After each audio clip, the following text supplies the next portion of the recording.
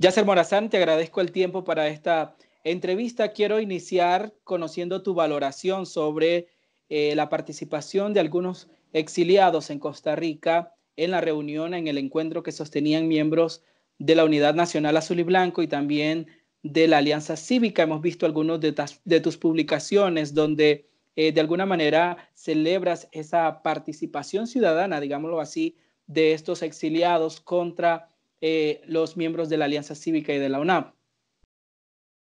Yo lo valoro como positivo porque la paz no es la ausencia del conflicto, sino la capacidad que podemos tener nosotros las personas para poder darle solución y respuestas a esos conflictos que se generan no por desempleo o desocupación o por no tener nada que hacer, sino porque en estos procesos dinámicos, sociales, cambiantes que estamos viviendo, es necesario el involucramiento y la participación de todos los sectores sociales posibles, sobre todo desde una estructura como la Alianza Cívica por la Justicia y la Democracia, quien dice representar a sectores como estos exiliados que estuvieron en tranques. Entonces, yo creo que si la Alianza desarrolla la capacidad de poder canalizar esta experiencia para mejorar la comunicación de forma bilateral, va a ser un beneficio para todos, donde todos salgamos ganando.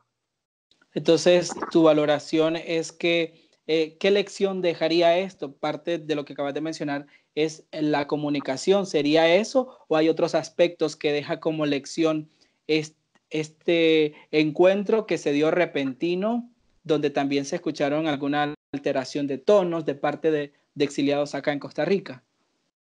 Por supuesto, lo que sucede es que la comunicación es el primer paso para mejorar un montón de asuntos pendientes, como por ejemplo las demandas que los exiliados fueron clarísimos, quizás no lo dijeron de la forma como nos gustaría, pero más importante es el contenido.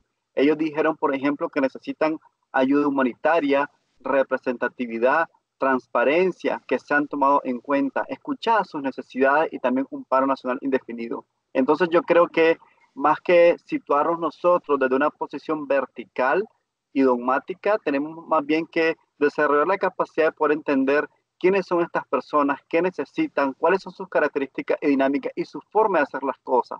Recuerden que la gente que estuvo en los tranques y que hizo posible la insurrección popular de abril fueron estas personas que si no estuvieran hoy exiliadas, estarían muertas o secuestradas y estaríamos haciendo fotografías, videos y artículos de periódicos llamándolos héroes.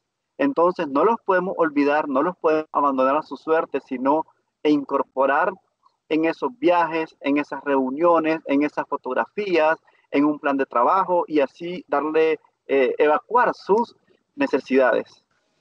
Yasser, vos durante muchos meses has planteado la desobediencia civil, algunas acciones de protesta de una manera de que nadie pueda ser lastimado, de que no genere violencia, como paros escolares, el pago de impuestos y otras acciones. Ahora que el régimen de Daniel Ortega ha dado por clausurado el diálogo nacional, ¿cuáles serían esos planteamientos que se deberían de retomar desde una acción cívica que no perjudique a nadie, hablándolo de protestas, manifestaciones, plantones, donde siempre hemos visto la represión de la policía orteguista? Yo estoy contento con la posibilidad que abre el cierre o la negativa del régimen Ortega Murillo para continuar con el diálogo, negociación, pacto, quimera, lo que sea, nacional, porque nos va a abrir un mar de oportunidades aún sin explorar, como los ejercicios de desobediencia civil y pacíficos. Yo parto primero de la primicia de preguntar a los nicaragüenses cuál dictador en el mundo ha salido del poder a través de un diálogo nacional. Gaddafi, Chávez, Fidel Castro, los Somozas, ¿quién? La experiencia y la historia nos dice que ninguno.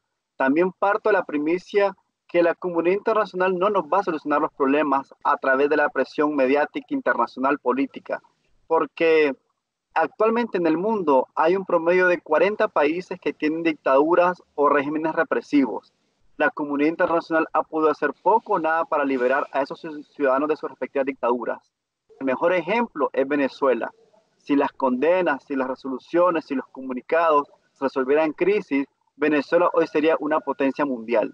Pero la realidad es todo lo contrario. Entonces, la solución a los problemas de los nicaragüenses recae única y exclusivamente en nuestra propia capacidad que podemos desarrollar para ejercer presión, porque sin presión no hay negociación y sin desestabilización no hay liberación de Nicaragua. Por lo tanto, tenemos que reconocer la naturaleza violenta de la dictadura y a partir de ahí nosotros crear una estrategia, un plan de monitoreo y evaluación que nos permita ir midiendo cómo reacciona el régimen y a partir de ahí cómo vamos a ir reaccionando nosotros.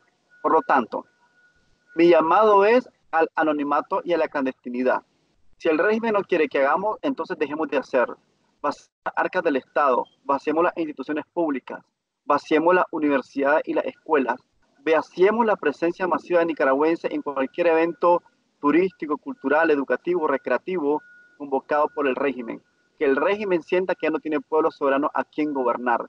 Pero ese tipo de acciones tienen que ser convocadas desde plataformas como la Alianza Cívica por la Justicia y la Democracia y la Unidad Nacional Azul y Blanco, porque tienen el poder de las masas, el poder mediático, el poder de convocatoria, el poder económico, etcétera. Entonces, este tiene que ser un plan de nación.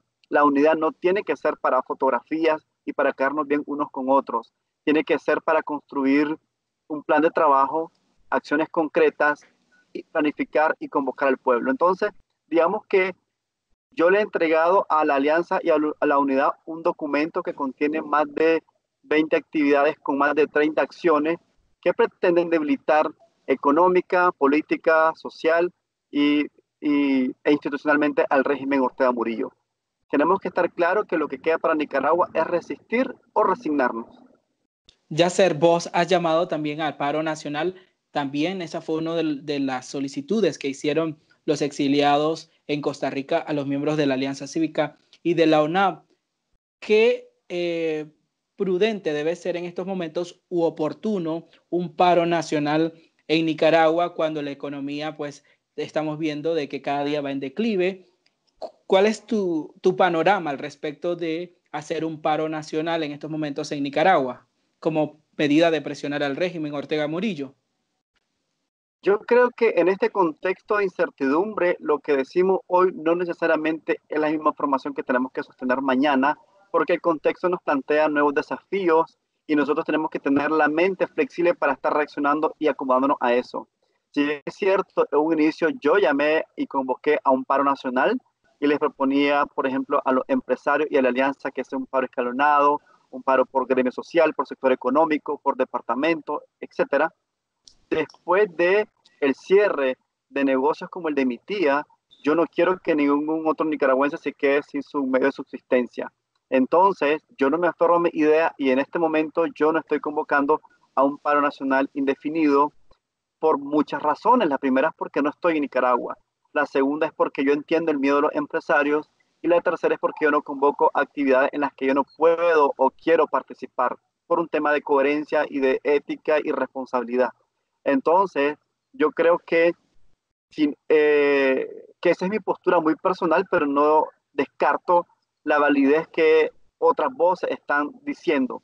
Desde mi punto de vista es que no necesariamente nos tenemos que hacer caso a lo que yo digo y dicen otros, pero sí sentarnos a platicar de que si no es un paro nacional, ¿qué otras medidas podemos implementar? Como por ejemplo el boicot estatal, las campañas mediáticas contra personas, negocios y empresas vinculadas al FSLN, la desobediencia civil, otros plantean un gobierno de transición, otros dicen un plebiscito, etcétera.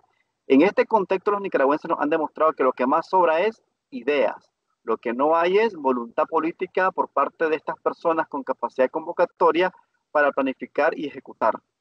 Yasser, para finalizar esta entrevista, los nicaragüenses en el exterior, ¿cómo pueden sumarse a este tipo de acciones, a este tipo de desobediencia civil? Hay muchas opciones. Por ejemplo, en primer lugar, los nicaragüenses tenemos que seguir utilizando las redes sociales para denunciar los abusos de derechos humanos, etiquetando a generadores de opinión pública, a políticos, líderes mundiales, a organizaciones de derechos humanos por todo el mundo.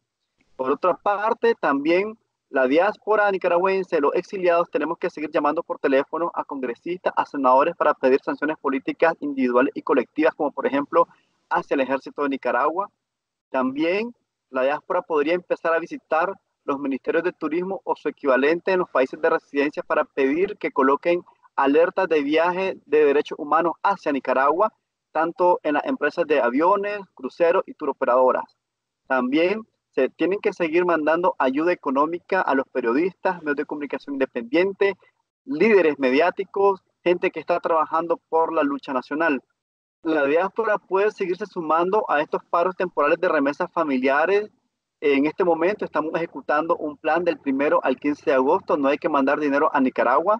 También los paros temporales de compras de boletos aéreos y terrestres desde y hacia Nicaragua. Los paros temporales de envío de encomienda hacia Nicaragua.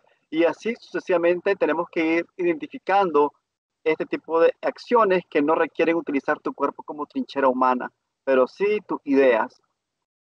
Gracias, Yasser, por la entrevista. A ustedes. Gracias, buenas tardes.